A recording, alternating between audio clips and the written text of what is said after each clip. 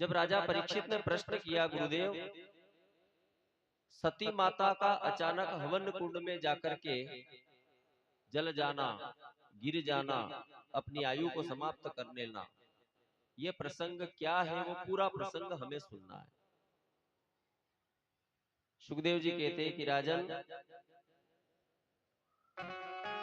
सती माता के जो पिताजी हैं, जिनका नाम है दक्ष, ब्रह्मा जी ने, चूंकि ये दक्ष जो है ब्रह्मा जी के पुत्र हैं, तो ब्रह्मा जी ने अपने पुत्र को, अपने बेटे को प्रजापति बना दिया।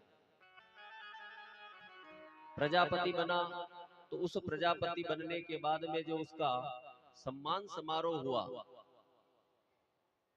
उस सम्मान समारोह में सभी देवी देवताओं को बुलाया गया। जैसे कोई मुख्यमंत्री बनता है तो शपथ ग्रहण समारोह में सभी अतिथियों को, मेहमानों को बुलाते हैं। प्रधानमंत्री शपथ लेता है तब भी सब आते हैं। ठीक इसी प्रकार से प्रजापति भी एक पद है जो देवताओं से ऊपर रहता है। जब ये पद राजा दक्ष को मिला तो उसने भी एक सम्मान समारोह आयोजित किया कि सभी आएंगे, मुझे पुष्प माला पहनाएंगे, कोई शाल भेंट करेगा, कोई क्या भेंट करेगा। इस प्रकार से एक सम्मान समारोह रखा।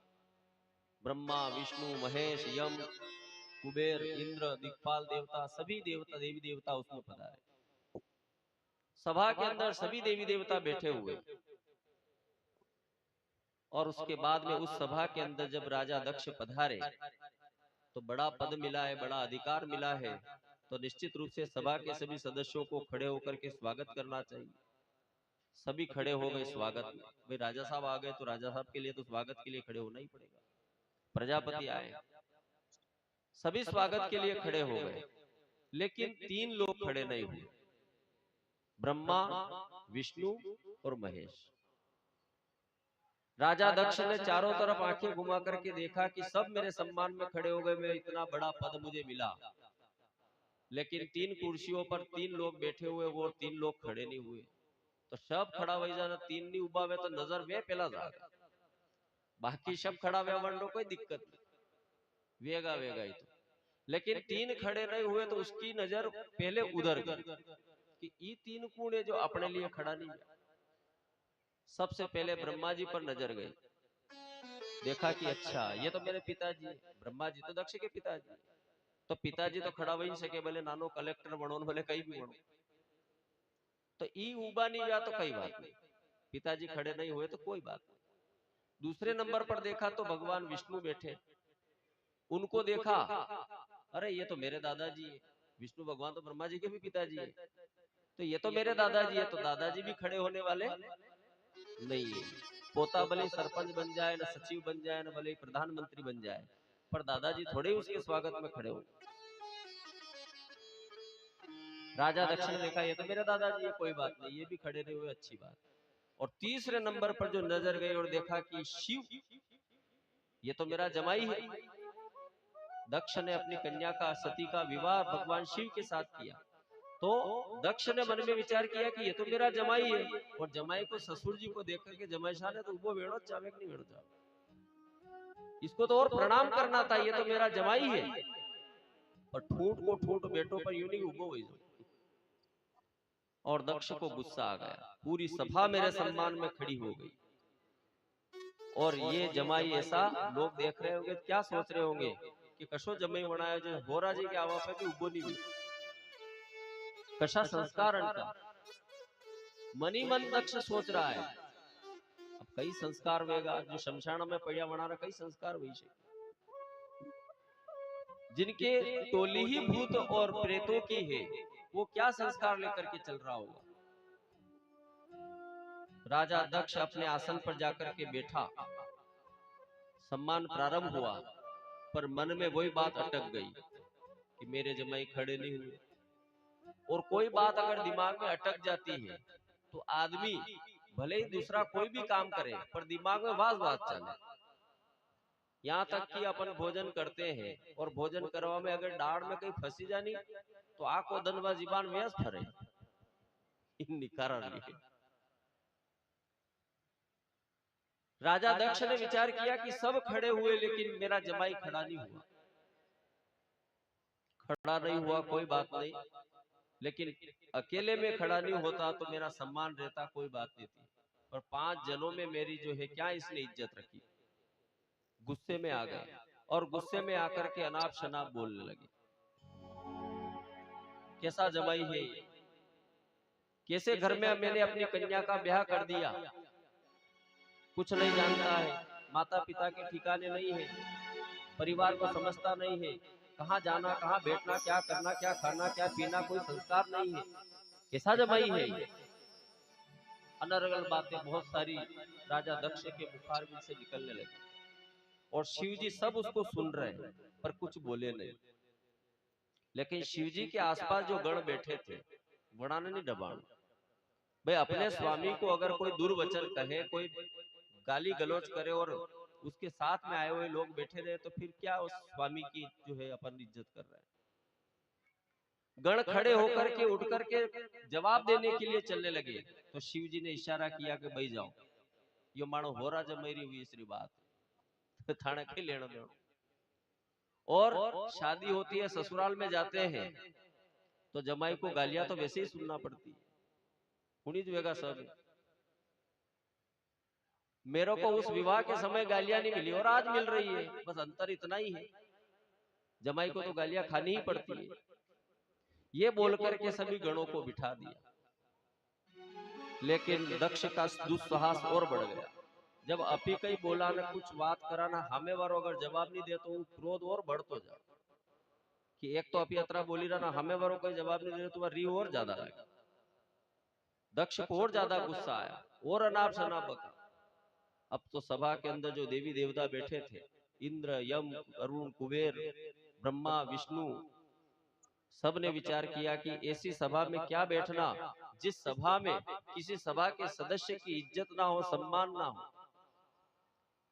तुलसीदास जी कहते हैं रामचरितमानस में, हरिहर निंदा सुनहि जो काना, हरिहर निंदा सुनहि जो काना, होई पाप गो घात समान।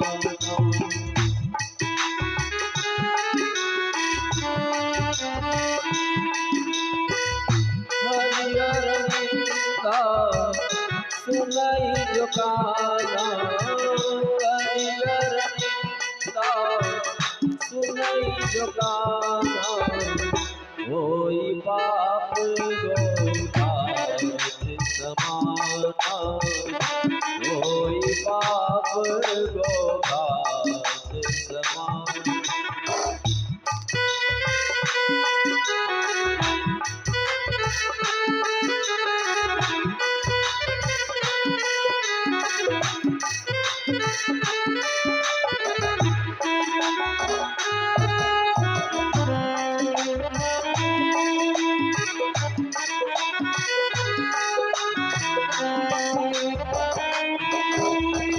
श्री राम जय राम जय जय राम, श्री राम जय राम जय जय राम, श्री राम जय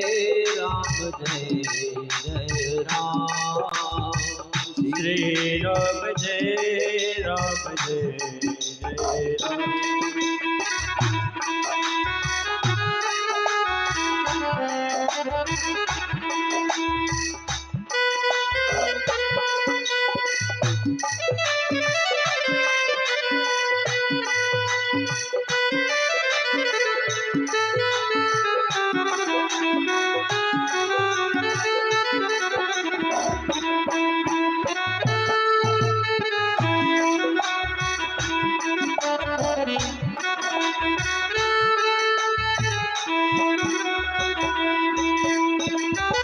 रामचंद्र भगवान की जय। सभी देवी देवता आपस में विचार करने लगे कि जहां भगवान की निंदा होती है उस सभा में हम कैसे बैठे। जहां पर भगवान की निंदा हो रही हो, जहां शास्त्र की निंदा हो रही हो, जहां गुरु की निंदा हो रही हो, जहां वेदों की निंदा हो रही हो, अगर उस निंदा के शब्दों को हम सुनते हैं तो गाय को मारने से जो पाप लगता है वही पाप उस निंदा को सुनने से लगता है। इसलिए या तो वहां पर विरोध करो कि साहब आपको ऐसा नहीं बोलना चाहिए, और अगर अपन विरोध नहीं कर सकते, अपने से बड़ा आदमी है कि इसका विरोध कैसे करेंगे, तो वहां से सभा से उठ करके चले जाना चाहिए। तो जो समझदार देवी देवता थे वो तो सभा को छोड़ करके उठ करके जाने लगे। शिव जी बैठे, गण बैठे, देखा कि बात बहुत बढ़ रही है। गणों ने कहा कि दुष्ट दक्ष क्या समझता है तो हमारे स्वामी को, ये साक्षात परब्रह्म शिव है, सृष्टि का प्रलय करने वाले देवता हैं। जाओ हम आपको श्राप देते हैं कि जिस मुंह से तू बहुत बक कर रहा है, आने वाले समय में तेरे मुंह, ये जो मुंह है, ये जो मुंह लगा हुआ है, ये मुंह हट करके इसकी जगह बकरे का मुंह लग जाएगा। अब तो दक्ष को भी गुस्सा आ गया। उसने कहा कि मुझे ऐसा श्राप दिया, तो उसने बदले में दूसरा श्राप दिया। उन्होंने कहा कि जो गण है मुझे श्राप दे रहे हैं, जाओ मैं भी तुम्हें श्राप देता हूं कि तुम भी अभक्ष भक्षा हो जाओगे, जो नहीं खाना चाहिए वो खाने वाले हो जाओ। अब इधर से ये श्राप देना, उधर से वो श्राप देना, धीरे धीरे जो सम्मान समारोह था वो सम्मान समारोह तो कहीं गया, शाप समारोह बदल गया, एक दूसरे को श्राप देने लगे। भगवान शंकर ने देखा कि ऐसी जगह रहने से कोई फायदा नहीं है, और शिव जी ने अपना त्रिशूल उठाया और वहां से उठ करके सीधे कैलाश पर। धीरे धीरे पूरी सभा बिखर गई, गण भी चले गए, दक्ष भी गुस्से में आकर के उस सभा को छोड़ करके चला गया। अब शिवजी ने तो वो बात मन में नहीं रखी, लेकिन दक्ष की वो बात मन में कसक कर गई कि भाई मेरी जो सम्मान समारोह रखा था उसमें ऐसा अपमान मेरा हुआ, इसका बदला कैसे ले। प्रजापति दक्ष ने विचार किया कि कोई ऐसा काम करना चाहिए जिससे शिव जी का और मैं अपमान कर सकूं, और पूरे देवी देवताओं में सभाओं में जहां पर भी शंकर जी का नाम लिया जाता है, दुनिया में कोई शंकर का नाम नहीं ले, ऐसा कोई काम मुझे करना चाहिए। सलाह मशवरा किया अपने साथियों के साथ, सचिवों के साथ, तो निर्णय लिया कि एक काम करते हैं, यज्ञ करते हैं। यज्ञ में सबको बुलाते हैं, लेकिन शिव जी को उस यज्ञ में नहीं बुलाएंगे, बुलाएंगे भी नहीं, कोई स्थान नहीं देंगे, यहाँ तक कि शिव का नाम लेने वाला अगर कोई वहां आ रहा होगा तो उसको भी मार करके भगा देंगे, उसको भी सभा में नहीं आने देंगे। तो हरिद्वार में कनखल नाम का एक स्थान है, जहां पर दक्ष प्रजापति ने इस यज्ञ का आयोजन किया। सभी देवी देवताओं को निमंत्रण दिया, पत्रिकाएं दी, कंकु पत्री पहुंची, देवी देवता आने लगे। शिव जी के नाम से कोई कंकु पत्री नहीं। सभी देवी देवता अपने विमान को सजा करके अपनी पत्नी के साथ, कोई अपनी रानी के साथ, कोई अपने सचिवों के साथ, कोई मंत्रियों के साथ विमान ले करके हरिद्वार जाने लगे। लेकिन देवताओं का भी काम थोड़ा टेढ़ा है। वना देखियो कि यूं वहीं जाओ कैलाश पर्वत के ऊपर थी निकलो, क्योंकि उनको पता है कि शिव जी का निमंत्रण नहीं है, और जनारो निमंत्रण नहीं है, वहां ऊपर निकलोगा तो वना ने ईर्ष्या वेगा, अंदर थी जलन वेगा कि देखो मान तो बुलाया, थान बुलाए। तो सभी देवी देवता अपना हेलीकॉप्टर लेकर के उस कैलाश पर्वत के ऊपर से निकलने लगे। अब शिव जी को तो सब पता है, आंखें बंद करके ध्यान मगन होकर के बैठे हैं। पार्वती जी देखे कि एक जा, दो जा, तीन जा, अतरा हेलीकॉप्टर, कोई प्रधानमंत्री जहीरों के पूर्ण जहीरों की है। 2 4 5 विमान निकले तो पार्वती ने सोचा कि इतने विमान जा कहां रहे हैं, तो एक विमान को पार्वती मैया ने रुकवाया, और मैया ने पार्वती ने पूछा कि भाई इतने जहाज लेकर के, इतने विमान लेकर के आप सभी जा कहां रहे हैं, ऐसा क्या समारोह है, ऐसा कोई उत्सव है कि ऐसा कोई प्रोग्राम है, क्या कार्यक्रम।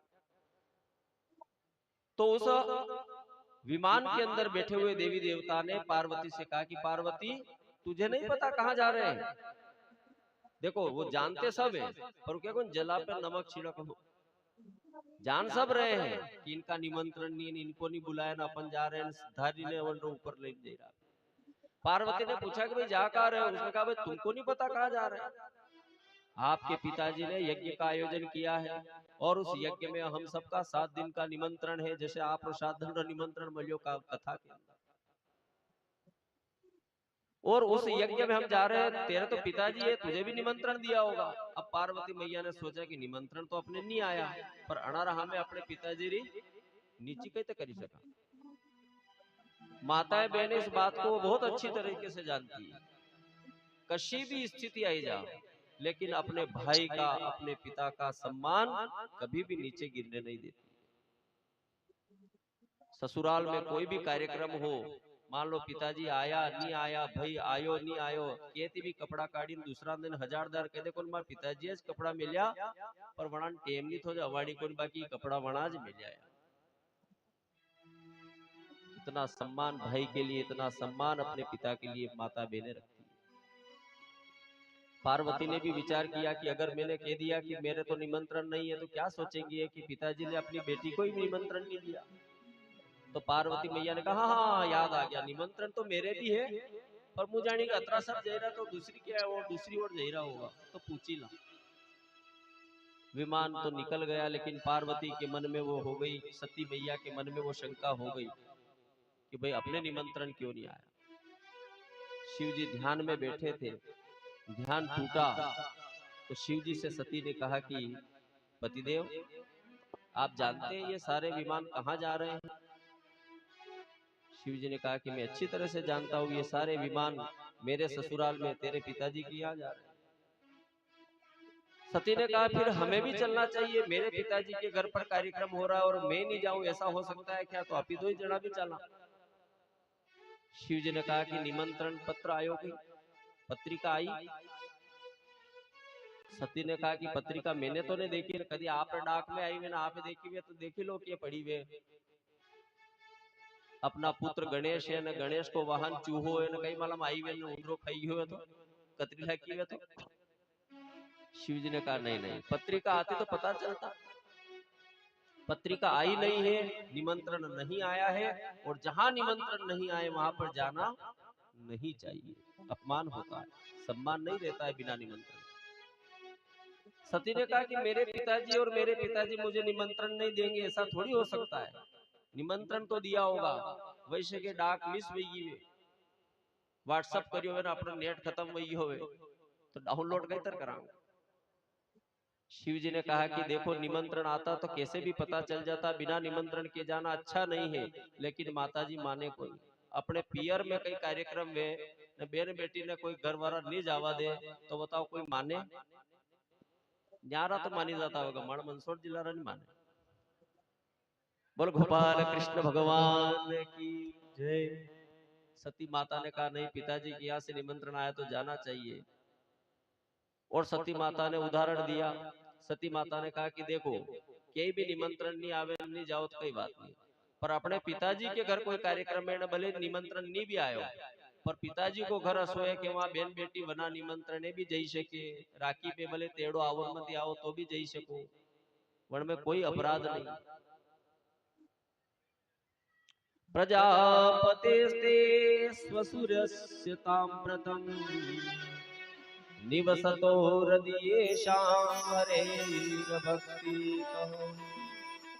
देखो सती माता ने अपनी शब्दावली को परिवर्तन किया। अब उसने कहा कि आपके ससुर जी के कार्यक्रम में, यूं नहीं कहा कि हमारा पिताजी का कार्यक्रम, ताकि यूं कहा कि आपका ससुर जी तो थोड़ा अपनोपन लागेगा, पिताजी में तो हमारा पिताजी मेरा थोड़ा परायो रिश्तो वही, पर आपका होरा जी के वहां कार्यक्रम में तो वो अपनापन लागेगा, तो कहो आपके होरा जी के वहां कार्यक्रम में ना आप नहीं जाओ तो असु वहां तो बना निमंत्रण है भी अपी जई सका, कोई अपने टोको वारो नहीं, कोई बोलवा वारो नहीं।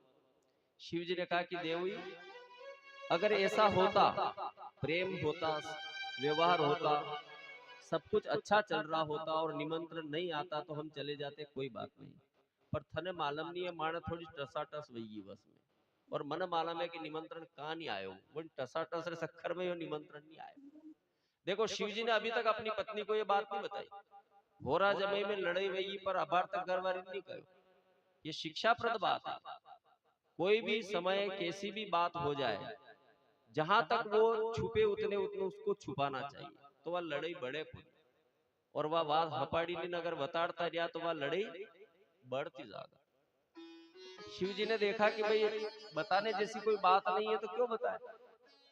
शिव जी ने कहा कि सामान्य बात होती तो कोई बात नहीं, अपन चले जाते बिना निमंत्रण के, पर हमारे बीच में तुम्हारे पिताजी हमसे कुछ नाराज चल रहे हैं और नाराज की अवस्था में उनने निमंत्रण नहीं दिया, तो निमंत्रण नहीं दिया तो ऐसे निमंत्रण में ऐसी जगह अपन जाएंगे तो अपना जो है अपमान होगा, मारो भी अपमान होगा, थारो भी अपमान होगा। सती माता ने कहा कि अच्छा, ससुर दामाद में लड़ाई चल रही है और मुझे अभी तक पता नहीं, आपने अभी तक मुझे क्यों नहीं बताया? शिव जी ने कहा कि आवश्यकता ही नहीं पड़ी, आवश्यकता होती ऐसी कोई बात होती तो मैं तेरे सामने करता, ऐसी कोई आवश्यकता पड़ी नहीं इसलिए मैंने तेरे को बताया नहीं। सती ने कहा क्या हुआ? तो वो पूरा वृतांत जो सम्मान समारोह वाला हुआ था, पूरा वृतांत शिव जी ने सती को बता दिया। सुनकर के सती ने कहा कि कोई बात नहीं, ठीक है, आप दोनों के बीच में कुछ कहा सुनी हो गई होगी, लेकिन आप मेरे साथ चलो, मैं अपने पिताजी को समझाऊंगी। मेरे पिताजी ऐसे नहीं है जो आपसे अधिक समय तक, लंबे समय तक नाराज रहेंगे। अगर मैं उनको समझाऊंगी तो आप बीच में, दो ही बीच में वापस राह हो जाओ, आप मेरे साथ चलो तो सही। लेकिन शिव जी ने कहा, रही मन धागा प्रेम का, मत तोड़ो चटका,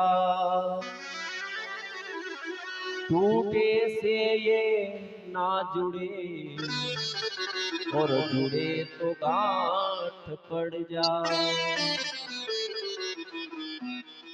देवी, कहीं रिश्ता अगर अपना चल रहा है तो कोशिश ये होना चाहिए कि रिश्ते में कोई दरार नहीं आए, और अगर एक बार रिश्ते में कुछ कड़वाहट आ गई, कुछ संबंध विच्छेद जैसी बात बन गई, तो उसके बाद कितना भी समझाएंगे, कितने भी हाथ जोड़ेंगे, और हो सकता है हाथ जोड़ने के बाद संबंध को वापस बनाने पर बन तो जाएगा, लेकिन जो गांठ एक बार पड़ेगी वह गांठ वापस जुड़वा वाली मन में वह गांठ तो रहेगा। शिव जी ने कहा कि नहीं चलना चाहिए, अपना स्वागत सम्मान नहीं होगा, अपमान होगा, मैं कह रहा हूं देवी मान ले।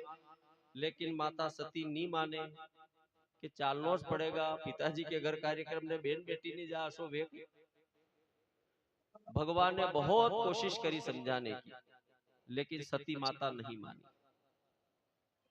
किसी भी व्यक्ति को समझाने के लिए 3 बार हमें समझाना चाहिए। 3 बार समझाने के बाद भी यदि कोई नहीं मान रहा है तो समझ लेना कि उसका समय खराब आ चुका है, थाना केवती वर्णों के व्यवहार वो वही करेगा जो उसकी इच्छा है। हाँ, बेटा किसी गलत राह पर जा रहा है तो पिताजी समझाएंगे, 1 बार 2 बार 3 बार आपको समझाने का अधिकार है। 3 बार तक आपने समझाया, बेटा समझ गया, सही राह पे आ गया तो ठीक, नहीं तो उसके बाद में विधि के हाथ छोड़ दो, क्योंकि विधि यही चाहती है, विधान यही चाहता है और भगवान यही चाहता है, तो कोई उसमें कुछ नहीं कर सकता। ये यहाँ का उदाहरण। शिव जी कहते हैं, देवी आवत ही हर्षे नहीं और नेनन नहीं स्नेह, तुलसी तहां न जाइयो कंचन बरसे में।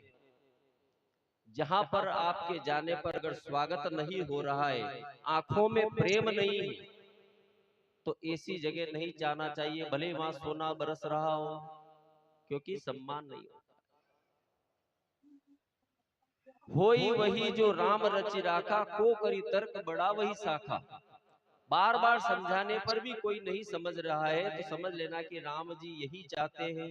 राम जी चाहते हैं कि सती उस यज्ञ में जाए, तो शिव जी ने भी चुप्पी साध ली कि अब मेरे इतना समझाने के बाद भी सती नहीं मान रही, मतलब मेरे प्रभु राम भी यही चाहते हैं कि ये वहां पर जाए।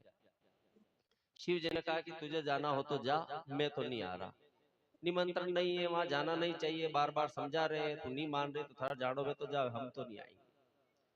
सती ने कहा कोई बात नहीं, आप यही रुको, मैं जाती हूँ, पिताजी को समझाऊंगी, और समझाने के बाद पिताजी थाने यहाँ लेवाना आओगा, फिर तो आओगा। शिव जी ने कहा कि अशो वे तो नहीं गावा मन माला में, पर थारी मन में इच्छा है तो जाए पूरी करिया।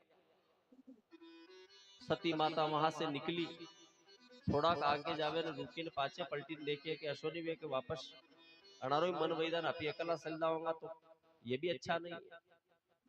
पीछे पलट करके देखे कहीं इनकी इच्छा हो गई हो तो पूछ लू एक बार हो, तो आगे जावे न पीछे आवे न फिर पूछे कि चली रहा। शिव जी कहा कि भाई एक बार कह दिया, 2 बार कह दिया, कितनी बार कहेगी।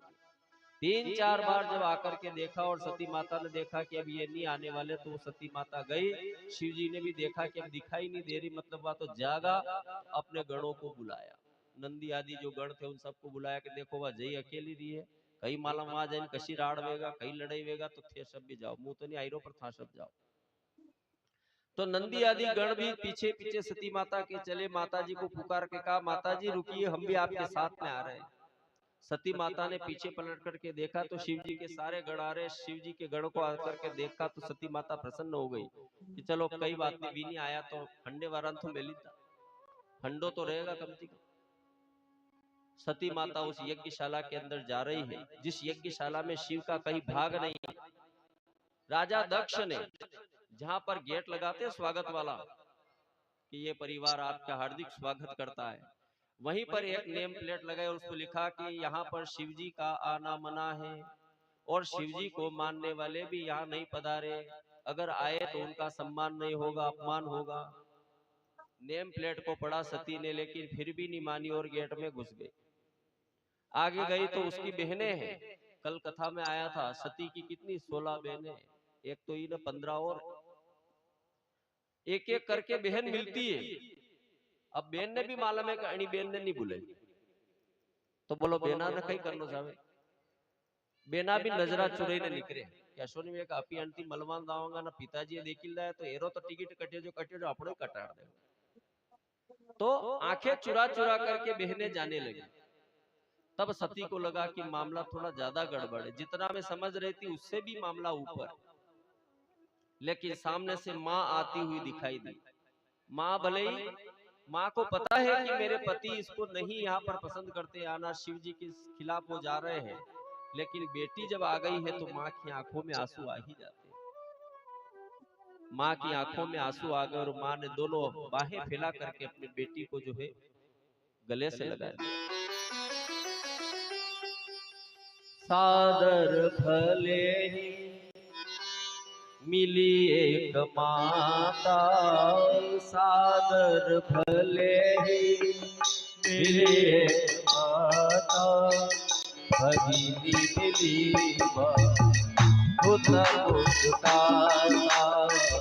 भगिनी मिली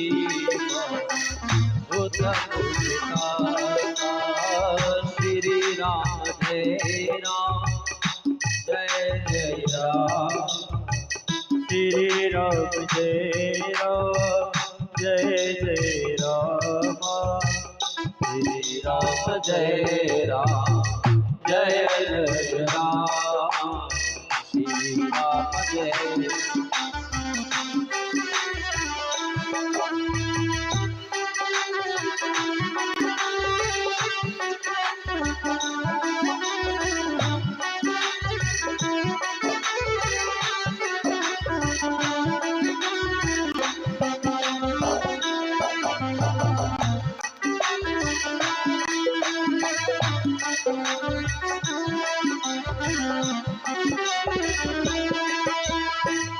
सादर भले मिली एक माता, जय राम जय राम जय जय राम, भगिनी मिली भूत मुस्तारा, श्री राम जय राम जय जय राम, श्री राम जय राम जय जय राम, श्री राम जय राम जय जय राम, श्री राम जय राम जय जय राम, श्री राम जय राम जय जय राम। रामचंद्र भगवान की जय।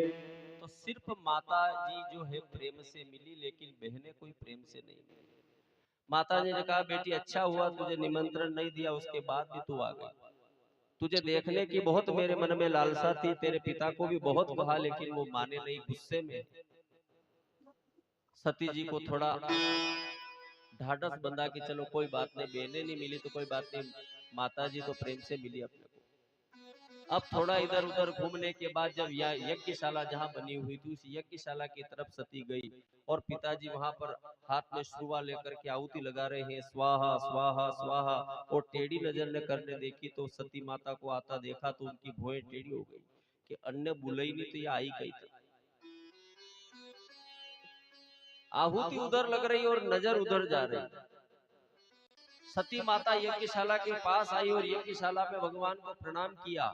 आपने कभी यज्ञ होता हुआ देखा होगा तो यज्ञशाला के चारों कोनों में स्थापना बनी रहती, मंडल बने रहते, और एक कोने में ईशान कोण के अंदर शंकर भगवान की स्थापना होती जिसको हम कहते हैं रुद्र कलश।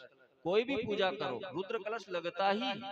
यहाँ तक कि अभी कुल देवता ने पूजा तो भी एक तांबा को लोटियो रखा, नांबा का पत्ता रखा, नारियल रखा। वो क्या है? वो रुद्र कलश है। बिना रुद्र कलश के कोई पूजा होती ही नहीं। जब सती ने देखा कि मेरे देवता का, मेरे पति का तो स्थान ही नहीं दिया, वो जगह ही नहीं बनाई, वो कलश ही नहीं रखा, वो आसन ही नहीं लगाया। ये तो आज की बात है जब हम आसन लगाते, कलश रखते, मूर्ति रखते, पूजा करते। ये तो सतयुग की बात है जब ऐसा नहीं होता था। जिस देवता की पूजा होती थी वो देवता खुद वहां आकर के बैठता था और यजमान उसका पूजन करता था। मतलब शिव जी का स्थान है तो खुद शिव जी बैठेंगे और पूजन होगा। ब्रह्मा जी की पूजा हो रही है तो खुद ब्रह्मा जी बैठेंगे, खुद ब्रह्मा जी का पूजन होगा। सती माता ने देखा कि मेरे पति का तो आसन ही नहीं लगा, और जहां पति का आदर न हो वहां पर मैं आ गई हूं तो मेरा क्या आदर होगा यार। पिताजी यज्ञशाला से बाहर आए और पिताजी से कहा, पिताजी आपने अच्छा नहीं किया। राजा दक्ष ने कहा कि अच्छा नहीं किया, बुरा नहीं किया, ये मैं जानता हूँ, लेकिन तेरा निमंत्रण नहीं है, तू यहाँ कैसे आ गया? अरुद्र भागम तमवेक्ष चादुरम पिता देवेक हेन विभो। जहाँ पर तेरा स्वागत नहीं है, अभिनंदन नहीं है, निमंत्रण नहीं है, पत्रिका नहीं है, वहां पर तू आ कैसे गई? अपमान की ज्वाला में जलने लगी सती माता और मन ही मन सोचने लगी कि अगर शिव जी की बात मान लेती ने मैं यहाँ नहीं आती तो ये अपमान मुझे नहीं देखना पड़ता। कोई कितना भी गुस्से में आकर के लड़े, कुछ कहे, माता बहनें उस बात को नहीं मानेगी, लेकिन पिताजी अगर कोई बात कह रहे हैं तो वो डायरेक्ट ठेस जो है दिल पर लगती। सती माता ने विचार किया कि मेरे पिता ही जब मेरा स्वागत नहीं कर रहे, अभिनंदन नहीं कर रहे, मुझे पूछ नहीं रहे हैं, तो इस सभा में, इस यज्ञ में, इस उत्सव में मैंने आकर किया क्या? पति ने बार बार मना किया था लेकिन मैं मानी नहीं और आ गई। अब मेरा क्या होगा? यहाँ की मैं रही नहीं, वहां से मैं चली आई, दोनों तरफ से मैं जा चुकी हूँ। वहां जाऊंगी तो क्या मुंह दिखाऊंगी? मैं बड़े निश्चय के साथ बता करके आई थी कि मैं पिताजी को मना करके लेकर के, आपको भी मना करके लेकर के जाऊंगी, लेकिन पिताजी तो मानना ही दूर की बात। तो अब मैं शिव जी से आंखें कैसे मिलाऊंगी? अब मेरा कैसा वहां स्वागत होगा? क्या वो मेरा सम्मान जो पहले करते थे वही सम्मान अब होगा? जो आदर भाव मेरे पति के मन में पहले था, कि वो आदर अब भी होगा? सती माता की आंखों में आंसू आ गए। आंसू आकर के वो सोचने लगी मन ही मन कि वहां जाऊंगी तो मेरा स्वागत नहीं, यहाँ में आ गई तो मेरा कोई स्वागत नहीं, तो ऐसे जीवन से तो मेरा जीवन जीना बेकार है, मरने के अलावा मेरे पास कोई रास्ता नहीं। सती माता उसी यज्ञशाला के अंदर आलती पालती मार करके बैठी और ध्यान करते हुए योग अग्नि में अपने शरीर को जला करके वही भस्म कर दिया। राजा दक्ष, सभी देवी देवता देखते रह गए। अचानक क्या हुआ? अचानक अग्नि कैसे जलने लगी, कैसे सती माता उसमें जल गई? साथ में जो नंदीगण आदि इत्यादि आए थे वो सब घबरा गए। उन्होंने देखा कि माता जी रही नहीं तो यज्ञशाला बचनी नहीं चाहिए, तो उठाए अपने त्रिशूल, अपने भाले और साधन कर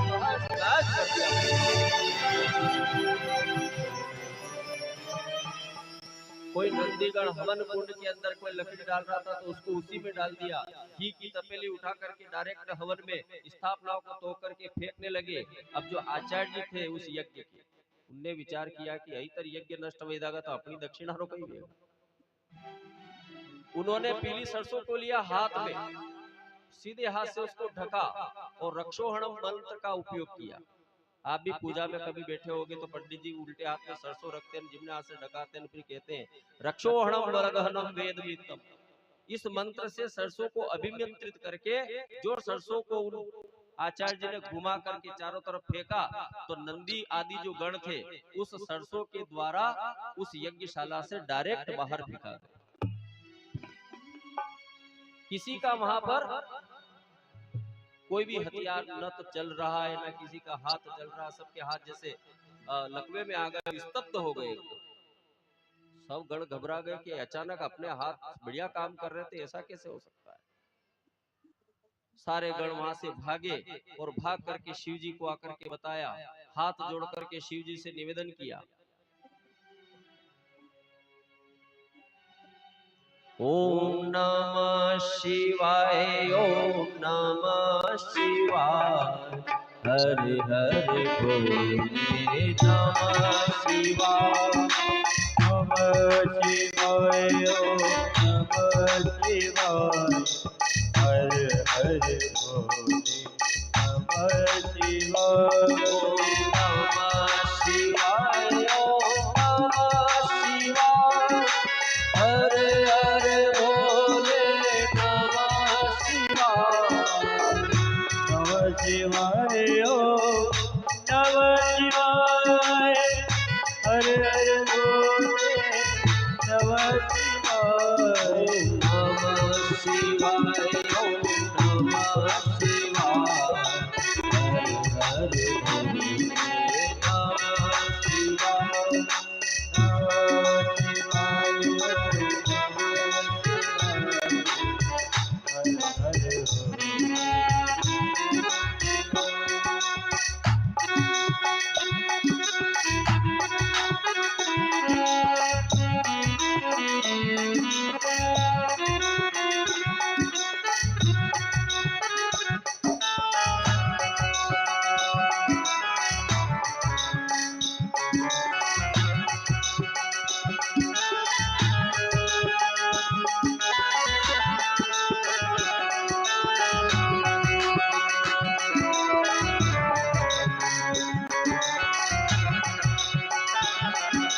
गंगाधराय शिव गंगाधराय, हरे हरे बोले नमः शिवाय, गंगाधराय शिव गंगाधराय, हरे हरे बोले नमः शिवाय, नमः शिवाय, ओम नमः शिवाय, हरे हरे बोले नमः शिवाय, ओ नमः शिवाय, ओम नमः शिवाय, हरे हरे बोले नमः शिवाय।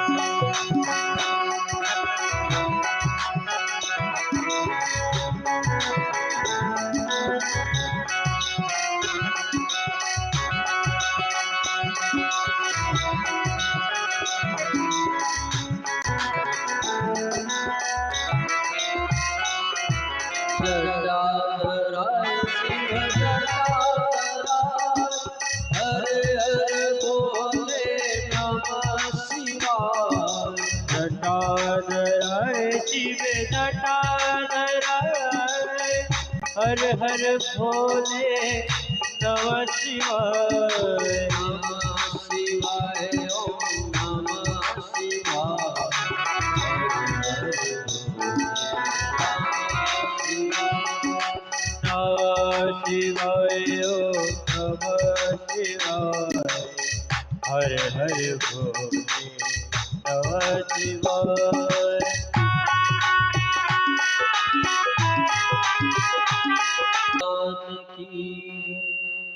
सभी नंदी आदि गण जब भगवान शंकर के दरबार में पहुंचे और हाथ जोड़ करके निवेदन किया कि महाराज गड़बड़ हो गई सब।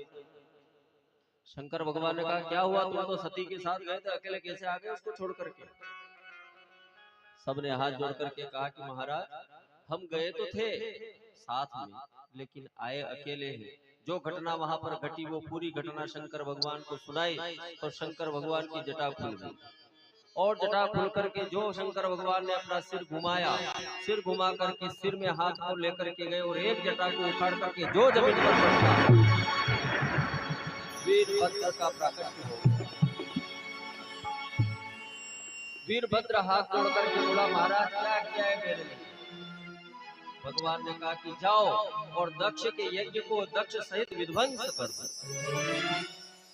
नंदी आदि गणों को लेकर के वीरभद्र चला। जैसे आंधी आती है, तूफान आता है, भूकंप के झटके आते हैं, उसी प्रकार से वीरभद्र की सेना चलने लगी। और यज्ञ में जहां पर आहुति लग रही थी वो सब घबराने लगे कि आंधी आ रही है, कि तूफान आ रहा है, कि ये धूल का जो गुब्बार आ रहा है, ये क्या आ रहा है इधर से? आहुति तो नहीं लगाए ना, सब उसकी सबकी नजर उधर जा रही, सब घबरा गए। अब क्या होगा? शंकर भगवान के गुस्से से कोई नहीं बचा सकता। और इस दक्ष ने शंकर भगवान का विरोध करके अच्छा नहीं किया। जो आंधी तूफान के साथ वीरभद्र आए, तो जितने यज्ञ के अंदर यजमान बैठे थे, पंडित बैठे थे, सबकी हालत खराब। आचार्य जी थे उस यज्ञ के, भृगुंबमंद मणिमान वीरभद्र प्रजापति चंद्रशा पूषणम देवम भगम नंदीश्वरो। आचार्य थे भृगु ऋषि। जब सम्मान समारोह हुआ था और सम्मान समारोह में शंकर भगवान के प्रति जब दुर्व्यवहार दक्ष राजा कर रहे थे, तो भृगु ऋषि भी वहां बैठे थे और बैठे बैठे ऐसे अपनी दाढ़ी पे हाथ घुमा रहे थे।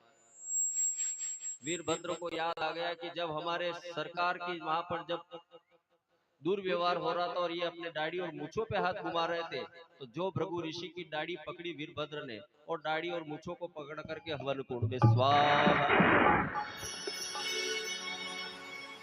एक देवता बैठे थे भग नाम के, भग नाम के देवता उस सम्मान समारोह में बैठे थे।